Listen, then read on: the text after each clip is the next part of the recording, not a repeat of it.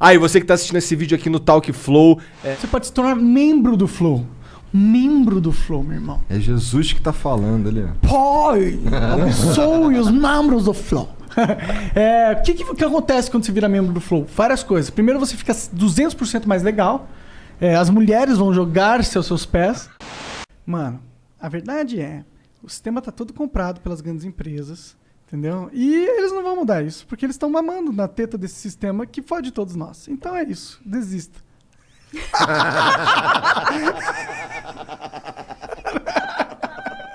Mas não é um pouco isso? Caralho! Por isso que tinha que ser um tijolo pra quebrar essa porra toda. Tinha que todo mundo sair perdendo. E aí tu acreditou no tijolo. Não, eu não acreditei. Eu falei, eu prefiro um tijolo do que uma metralhadora, entendeu? Uma Não sniper acho. mirada pra casa do brasileiro. Leandro, não acho. Quem ganhar ou quem perder... Vai ganhar ou vai perder. Pois é, Agora a gente tá entendendo da Dilma, né? Cara, essa daí, pedalada, cara. Mas, enfim. Tadinha da vai. Dilma. Eu queria conversar com a Dilma um dia. É uma boa. Mas ela também. não quer vir. Não? Eu Vocês acho já que- chamaram? Já chamamos, já. Eu não sei, já? Já. Pedi pro Serginho, pelo menos. Tá bom. É porque assim, o Lula. O Lula que foi lá conversar com o Reinaldo. Com o Reinaldo. É Foda, essa hein? outra capotada do planeta, né? Capotada do planeta? Mano, porque o Reinaldo, ele é um crítico do PT, Aham. assim, ó, a carreira inteira dele. Eu me lembro, assim, de ouvir o Reinaldo em programas de rádio, chavando o PT de todas as formas possíveis e imagináveis. Ele era né? E agora, nos últimos tempos, depois do processo... Para de mexer nessa porra, tá fazendo barulho. Foi mal. Sério, eu não tava ouvindo. Cara chatão. Mas enfim. Ele tava assim... Silêncio, todo tipo eu com o cabelinho entretido, né? branco ali dele. Não, então, e aí, com essa história do processo do Moro, né, da parcialidade do Moro, e de querer o Moro julgar os processos do Lula, e não são processos que deveriam ter sido julgados em Curitiba, o Muita Reinaldo... coisa feita errado, né? Então, uma sede, um anseio ali de... Prendeu o cara. Então, aí a gente fica na dúvida, né? Se é o anseio de prender o cara e tirar essa peça politicamente, ou Sério, você essa fica nessa coisa dúvida? ingênua... Então, não, pra mim tem a coisa ingênua do vamos acabar com a corrupção no Brasil. Tem gente que acredita nisso ainda, né? Vamos acabar com esse argumento vamos acabar com a corrupção do Brasil. Primeiro, a gente começa com meus inimigos políticos.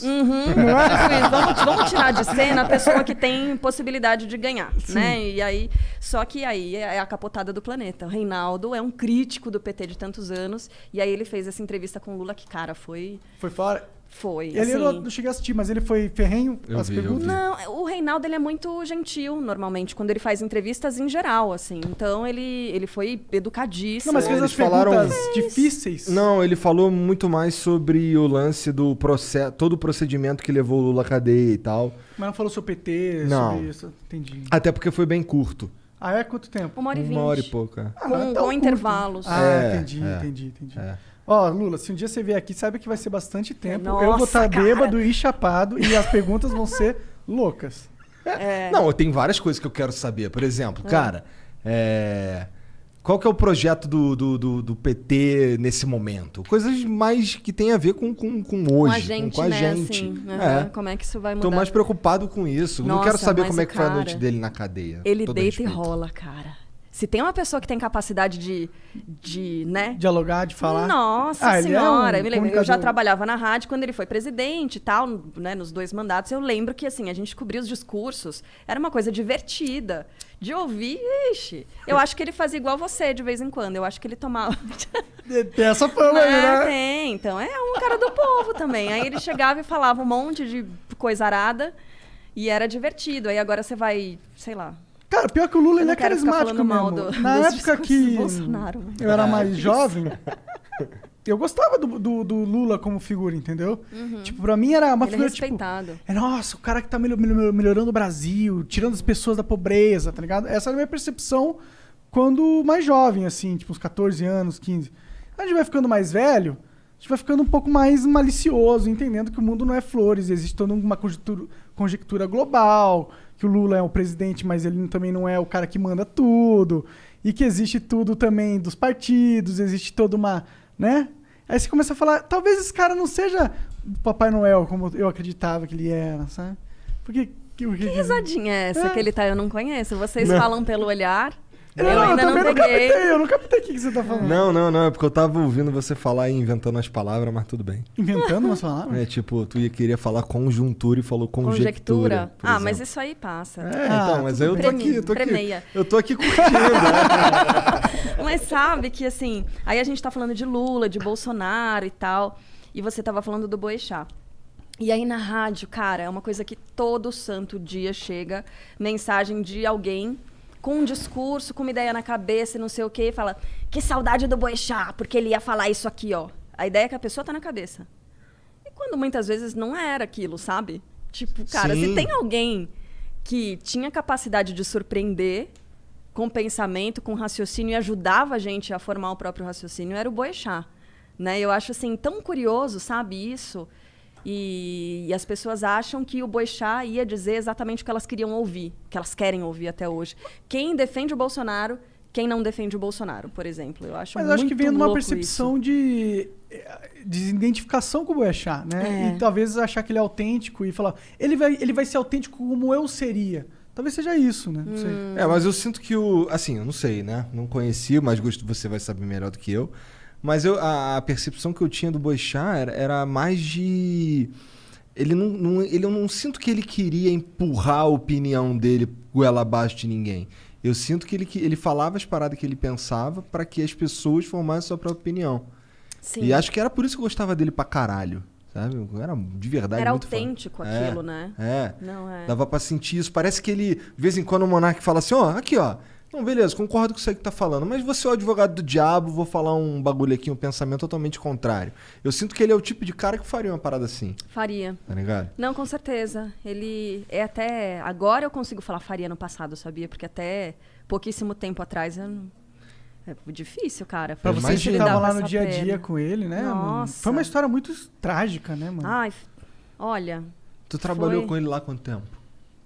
Nossa, então, quando eu entrei em 2008, ele já estava lá. Diretamente com ele no estúdio, foram pelo menos 4 anos ali todo dia, na lida. 4, 5 anos. De ficar confinado num estúdio, tipo aqui, a gente tá 2, 3 horas por dia. E dia de mau humor, dia de bom humor, cara, muito louco, assim, uma convivência muito intensa, sabe? E o que era louco é assim, a gente já sabia...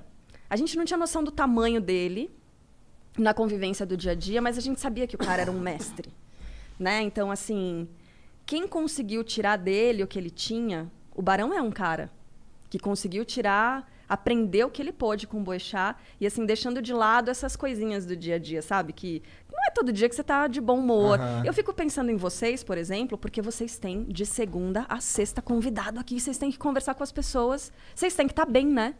Tipo, não dá pra... O Monark tá enchendo meu saco pra diminuir. Eu acho bem intenso isso. Eu acho bem intenso esse ritmo de vocês. Eu também acho, inclusive eu acho que a gente devia diminuir um pouquinho aí, tá ligado? Ó, eu sempre uso o nosso pai espiritual como bússola, que é o Joe Rogan. Ele não faz 5 vezes por semana lá, não. Quantas ele Mas faz? eu não sou o Joe Rogan. Às vezes ele fica uma semana sem fazer. Ele faz só quando ele quer conversar, tá ligado? Mas ele é multimilionário também, e eu tenho... uma estrutura pra sustentar que depende das views. Demorou um pouquinho pra chegar nessa, né? Não é? Então é isso. Lá. Mas um diazinho a menos dava pra tancar, eu acredito. É que o negócio é intenso, é puxado. Porque, por exemplo, com o Boechat, ele chegou num ponto de... A saúde mental dele... Foi pro Beleléu. Foi. Eu lembro, ele falava bastante do lance da depressão e tal. Ele se tratou, conseguiu perceber, se tratou e ele percebeu e ele falava um negócio assim que ele notava que, tipo, 30% da capacidade dele de raciocinar, de falar, de fazer as coisas ia pro saco, sabe? Ele percebia essa perda muito concreta para ele, assim. Ele conseguia ver essa diminuição. Entendi. Mas é isso, cuidado com esse excesso de trabalho de vocês aí, gente. Quem tá falando? Né? É verdade. Eu tô na pegada também. Vai lá, se inscreve no Talk Flow agora!